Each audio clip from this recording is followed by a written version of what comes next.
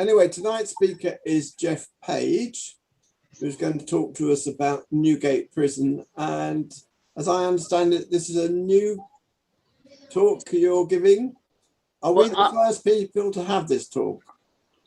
Yeah, it's let me bring the first slide up. Good. Yeah, this is a talk that I haven't given that often. And for this particular talk tonight, I've recast it almost from the beginning to the end. When I gave it a few times before, I concentrated on the building and not enough, I thought, on the people. So I'm going to show you some of the famous people that were in Newgate Jail. It's probably not the most popular topic with a lot of groups, so I don't get asked for it that much. I've put up 4 little slides, 4 little pictures of Newgate, the cell door, the cell, and of course, where the noose was, where the hanging took place. And this isn't the happiest or nicest talk. That may be one reason why not many groups choose it. So it's almost a one-off for me. And I say I really have gone to town on this one over the past few weeks, finding new pictures, new slides, etc. So carrying straight on, it really started in the 12th century with Henry II, who ordered the first purpose-built prison, which was Newgate. Now, this is all based on the fact that you know London. I am going to put up a map in a minute as well, just in case. But the trouble was, he wanted a purpose-built prison, but that took no account of the prisoners. It was insanitary. The overcrowding grew. It was terrible. And buildings got older and older. They decayed. They must have smelt awful. And some of them actually collapsed. It's been enlarged and rebuilt many times. 1236, it was enlarged, and actually dungeons were built. And in 1406, separate women's quarters were built, which is split them off, which is good.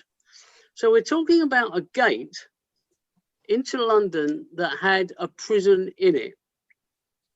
There were 3 main wards. The master's side, where prisoners rich enough who could afford to buy their own food and drink, etc., were held. The common side, which you didn't want to be in if you could help it, was for poor people. And what they called the press yard, special prisoners, traitors, heretics, and rebellious subjects awaiting trial. Now, there was space for roughly 300, but I'm sure it may well have doubled that on certain occasions. The other picture on the bottom left, of course, is of Dick Whittington. Richard Whittington, famous man, as I'm sure many of you know, Lord Mayor of London 4 times with his cat. You can see the cat very clearly in the picture there, in the illustration. And when he died in 1423, he left a large sum of money to build a new central hall for Newgate, for meals, and a new chapel. There was a statue of his beloved cat said to adorn the new jail's facade in memory of his generosity. That particular building was destroyed in the Great Fire of London 1666, and actually Christopher Wren rebuilt it in 1672. And the quotation is, and I do have other quotations to read, by reason of the foetid and corrupt atmosphere that is in the heinous jail of Newgate, many persons are now dead who would be alive. And that's part of the proclamation that he gave out in 1419. Dick Whittington is very famous, of course, and he was a pretty good mayor. He was quite well off, quite rich, merchant in his own right, but he left money for all sorts of things. I like to put up lots of pictures. I also do use captions. I don't have a written script with me, but I like to put up the captions on the slides so that if you can't exactly understand what I'm saying, you can even just read it quickly off the slide itself. It should be clear enough and large enough to see quite easily, so you can actually follow what I'm saying quite easily. So Henry II and Dick Whittington.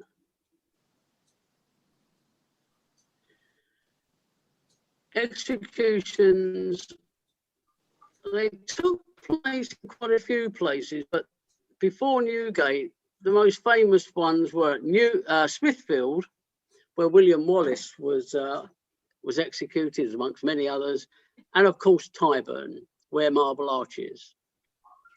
It was a well-known joke that prisoners who were being taken to Newgate, to Tyburn, were allowed one last drink at the final stop. There were relatively quite a number of stops on the way where the prisoner might talk to the crowd, or they would talk to him. They may even offer him a drink. But the joke was the prisoner would tell the seller of the drink, something like beer, that they'd pay on the way back.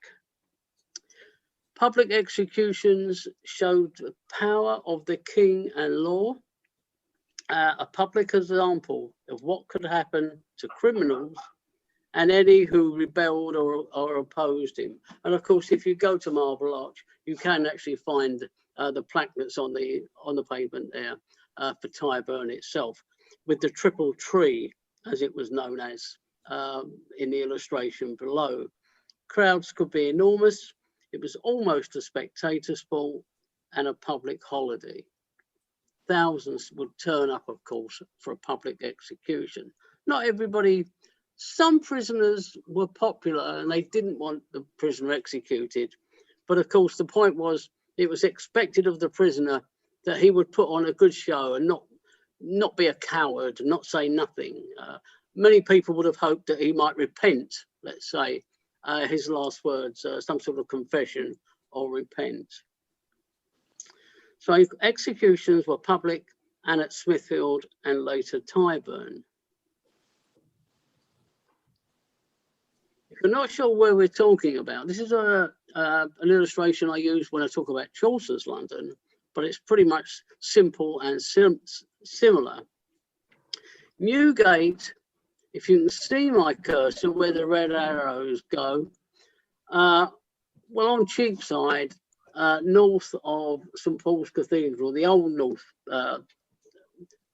old St Paul's, was just inside the city wall or city gates. It was a gate in its own right, of course, and it was one of 7 gates into Roman London, which is why it's called Newgate. Archaeological digs in 1875, 1903 and 1909 revealed a Roman double roadway between 2 flanking guardroom towers and the prison. The prison was virtually in the gate itself. The accused would be held there while royal judges decided upon guilt or innocence. So we've got St Paul's Cathedral here, Guildhall over here, as you can see, well, slightly to the north, Cheapside, Thames Street down below, and Cornhill over towards the east, and of course the Tower of London down on the bottom right. Very simple map, but it's very easy to point out medieval London using this sort of simple map. So we're talking about the area, particularly over here, where the old gate, the old Newgate, the old gate was over there.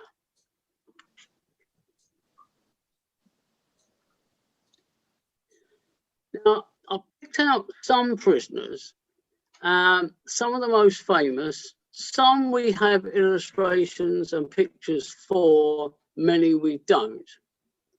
I'm really going to concentrate more on the 18th and 19th centuries. I'm not really going to go back to the medieval period itself when I'm talking about Newgate. Now, on the left, I've got a wonderful picture that I use when I talk about stagecoaching. It's a painting by W.P. Frith there, Duval dancing on Hampstead Heath. Claude Duval was a very famous highwayman.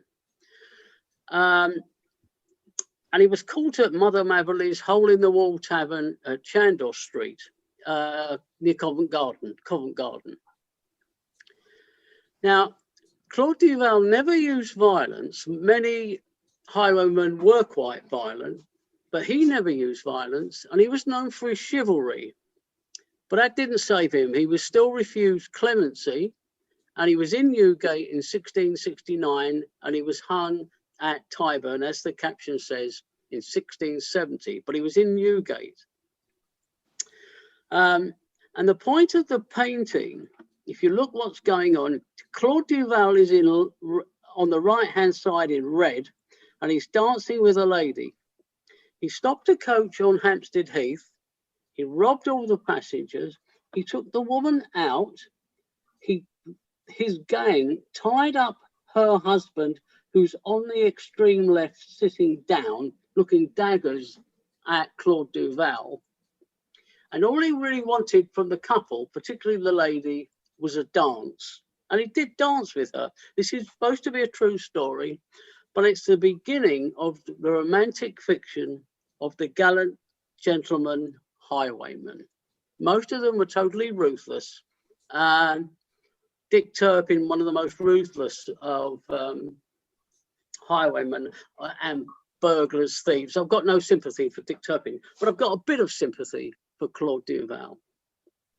On the right-hand side, I've got Captain William Kidd, who was a privateer and a pirate. It's a wonderful portrait there. I've not seen this particular portrait. I don't know who painted it. Looking very proud and satisfied with himself there, as you can see, in his full-bottomed wig and the white stock, probably silk stock, at his neck. But he fell foul of the authorities, the king, let's say, and he was brought back to England. He was in Newgate, but he was hung twice at Execution Dock at Wapping.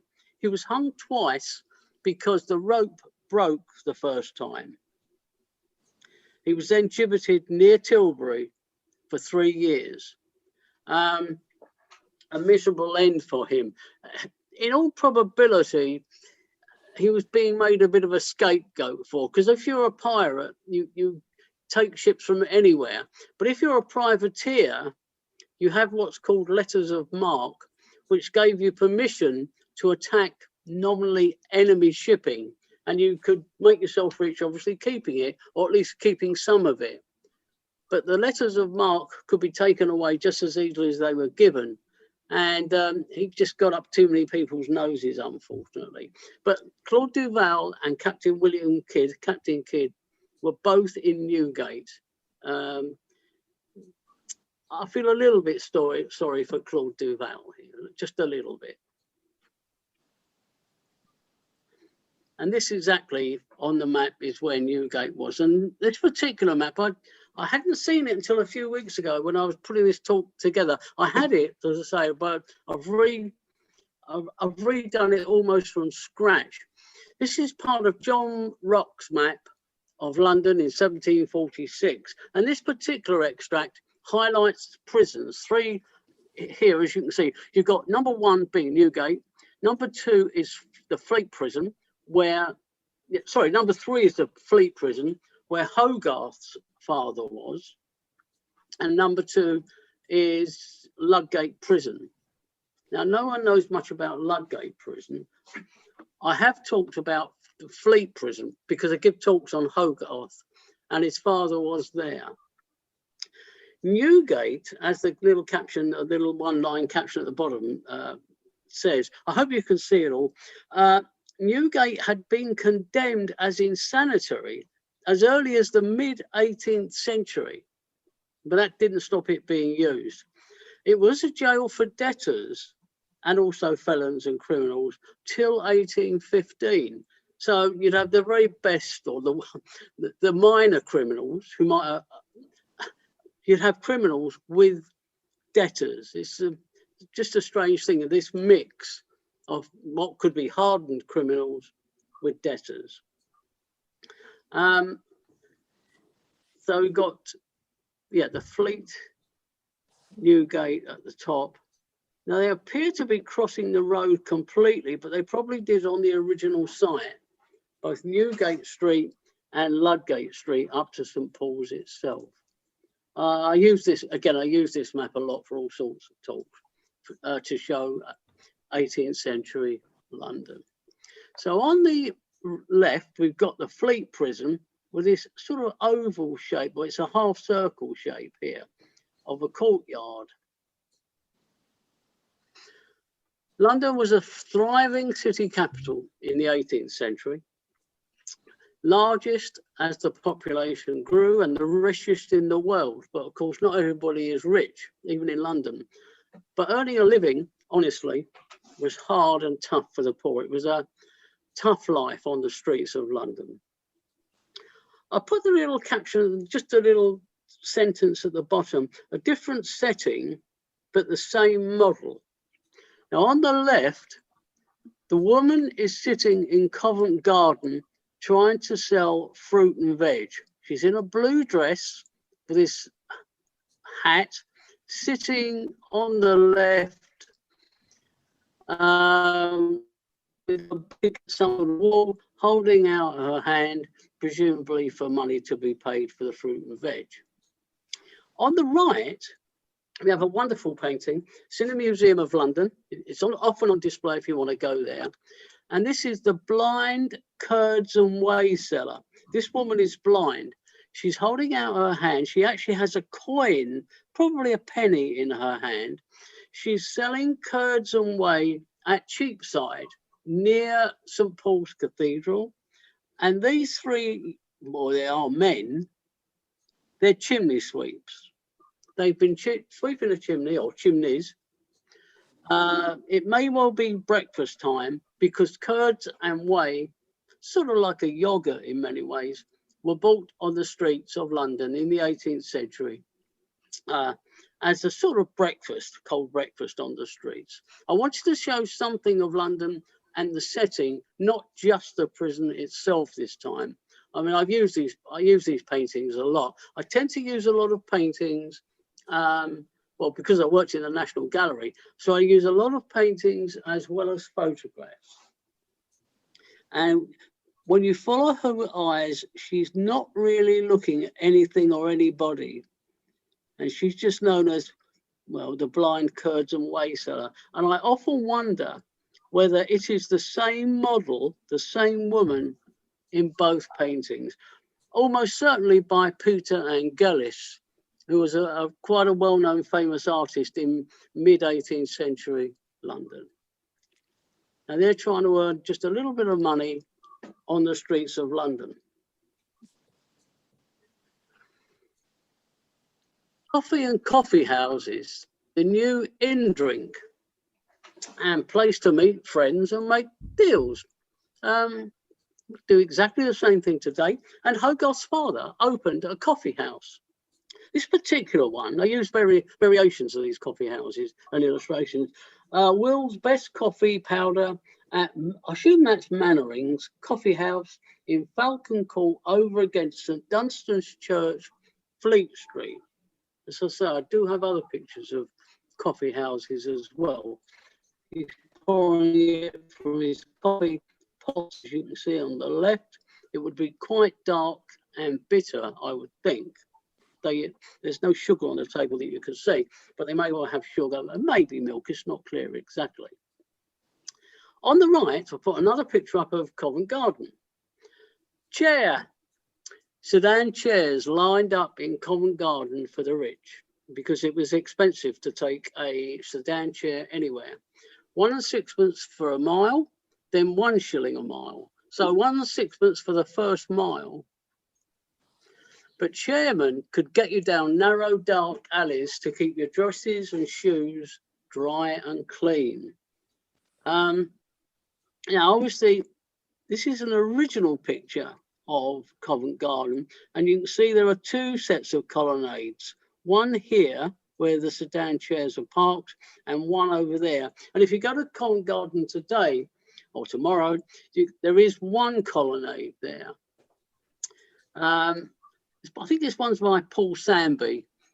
Quite a nice, it was quite a good famous artist was Sandby. It's a little bit of a washed out print. It's a bit on the pale side, but I use it to illustrate, well, sedan chairs and Covent Garden. So here, over here on the left, Hogarth's father opened a coffee house. So it must be a success. but it wasn't.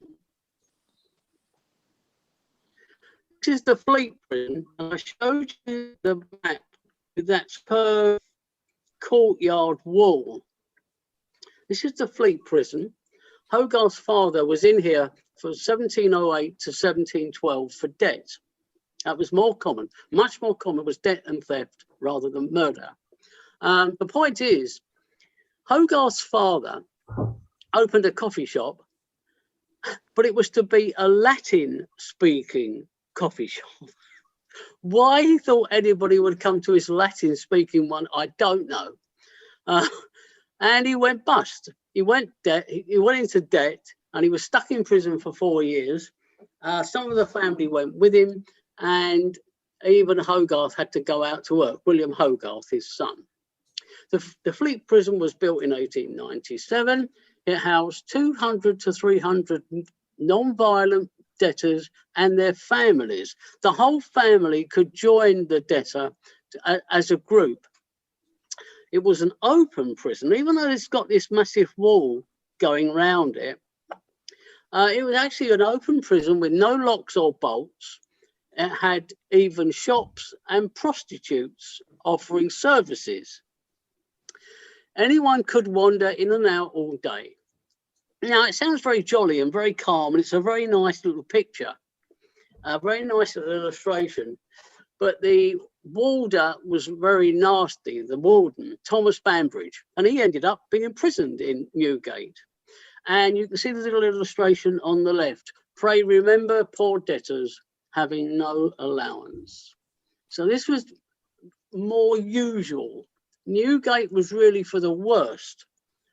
Maybe the largest debtors, maybe the hardened criminals. And even if you're just unlucky sometimes to be stuck in Newgate anyway. In fact, this illustration, this little painting, I don't know who did this one. It looks too nice, too jolly, too clean.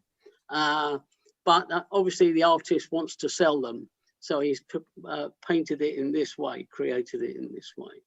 But this is the Fleet prison.